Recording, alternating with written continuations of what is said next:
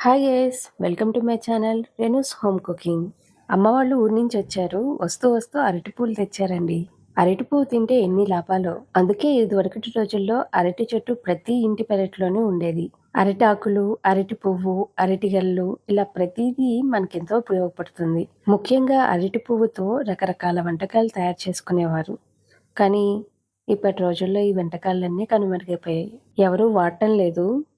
ఎందుకంటే ఈ పువ్వులు కూడా ఇప్పుడు దొరకడం కష్టమైపోయాయి. అయితే అరటి పువ్వుల్లో ఆరోగ్యానికి మేలు చేసే సుగుణాలు ఎన్నో ఉన్నాయని మీకు తెలుసా? తెలిస్తే మరి వాడకుండా ఉండరు. వీడియో ఎండింగ్ వరకు చూడండి, మధ్య మధ్యలో చెప్తాను. ఫస్ట్ క్లీనింగ్ అయితే చేస్తున్నాము. పువ్వులన్నీ విడదీసి తీసుకొచ్చారు. సాధారణంగా మీరందరూ చూసే ఉంటారు అరటి పువ్వులు ఎలా ఉంటాయో. ఇవి దాని లోపల ఉండే ఫ్లోరెట్స్. వీటిని ఎలా క్లీన్ చేసుకోవాలంటే పలుచటి పేపర్‌లా ఉండే కవర్‌లా ఉంటుంది. దీన్ని టెపల్ అంటారు. మరియు మధ్యలో సన్నంగా పొడుగ్గా ఒక బల్బ్ షేప్‌లో ఉంటుంది. చివర కొన దాన్ని స్టిగ్మా అంటారు. ఈ రెండిటిని తీసేయాలి.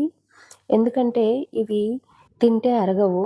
అంతేకాకుండా ఇవి ఇలానే ఉంచేసి కూరలో వండేస్తే కూర రుచి చేదొచ్చేస్తుంది. సో, అందుకని కంపల్సరీ తీసేయాలి. ప్రతి పువ్వుకి తీయాలి అంటే కొంచెం టైమ్ టేకింగ్ ప్రాసెస్సే, కానీ తప్పదు. ఇక్కడ ముగ్గురం కలిసి చేస్తే కొంచెం త్వరగా అయింది. ఈ అరటి పువ్వులు డయాబెటిస్ ఉన్న వాళ్ళకి చాలా మంచిదంట. అంతేకాకుండా న్యాచురల్ యాంటీ డిప్రెసెంట్‌గా కూడా పనిచేస్తుంది. ఇవి పువ్వుల్లో ఉండే లోపలి పార్ట్. వీటిని లింగాలని కూడా అంటారు. వీటిలో ఫ్లోరెట్స్ చాలా చిన్నవిగా ఉంటాయి. ఇవి చాలా లేతగా ఉంటాయి కాబట్టి క్లీన్ చేయక్కర్లేదు. డైరెక్ట్‌గా యూజ్ చేసేసుకోవచ్చు కట్ చేసి. అమ్మ వాళ్ళు ఎక్కువ పువ్వులు తెచ్చారు కాబట్టి 5 అయితే కలెక్ట్ అయినాయి. వీటినొక్కటినే సెపరేట్‌గా కర్రీ చేయొచ్చట అమ్మ చెప్పింది. అమ్మ చెప్తుంటే నేను చేసి చూపిస్తాను. ముందుగా ఈ పువ్వులన్నిటిని చిన్న చిన్న ముక్కలుగా కట్ చేసుకోవాలి. అరటి పువ్వు పేగు ఆరోగ్యానికి కూడా ఎంతో మేలు చేస్తుంది. దీనిలో ఫైబర్ కంటెంట్ కూడా ఎక్కువే. జీర్ణక్రియను మెరుగుపరుస్తుంది.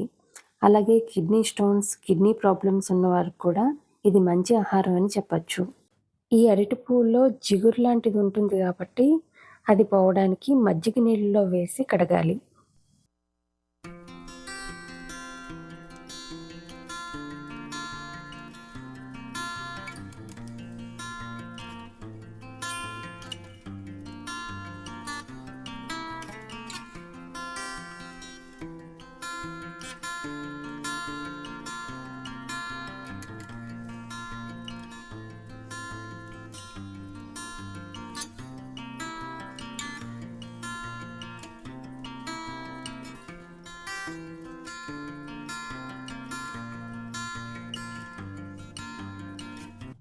ఇలా 2, 3 సార్లు కడిగిన తర్వాత ఇలా వడకట్టాలి.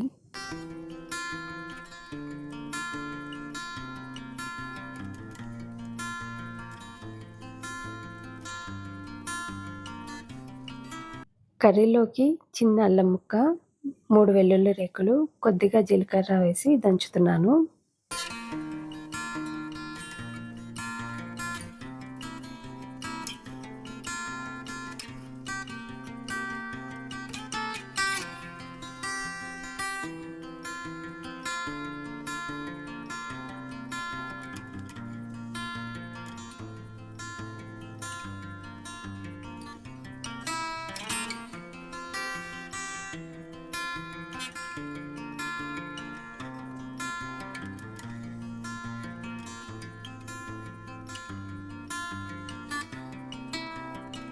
కూరకు కావాల్సినవన్నీ రెడీ చేసేసుకున్నాను. ఉల్లిపాయలు, పచ్చిమిరపకాయలు, కరివేపాకు, అల్లం వెల్లుల్లి దంచింది. స్టవ్ మీద బాండీ పెట్టుకుని కొద్దిగా ఆయిల్ వేసుకుని ఉల్లిపాయ ముక్కలు, పచ్చిమిరపకాయ ముక్కలు వేయించుకోవాలి.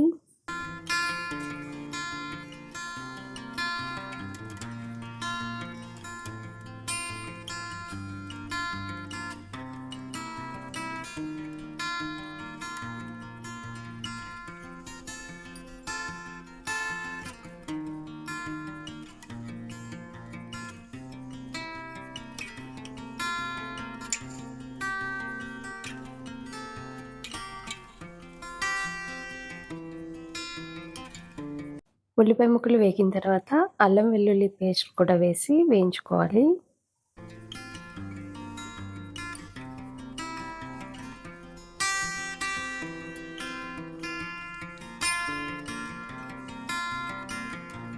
ఇప్పుడు ఇందులో కొద్దిగా పసుపు, అలాగే మీ రుచికి సరిపడా సాల్ట్ వేయాలి. తర్వాత కడిగి ఉంచుకున్న ఈ అరటిపువ్వు ముక్కలన్నిటిని కూడా వేయాలి.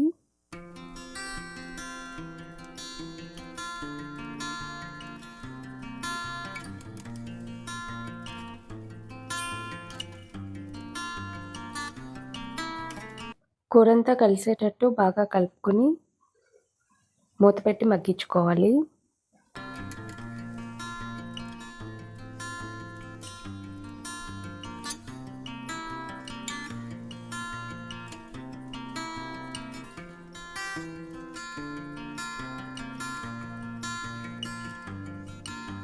ఇప్పుడు ఇందులో ఒక టేబుల్ స్పూన్ కారం వేస్తున్నాను. కూర ఉడకడానికి సరిపడా వాటర్ వేసి ఉడికించుకోవాలి.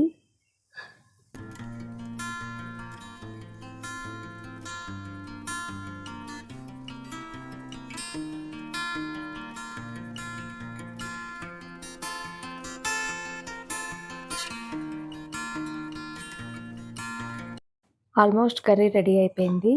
మీకు నచ్చినట్లయితే ఒక లైక్ చేయండి. Thank you for watching.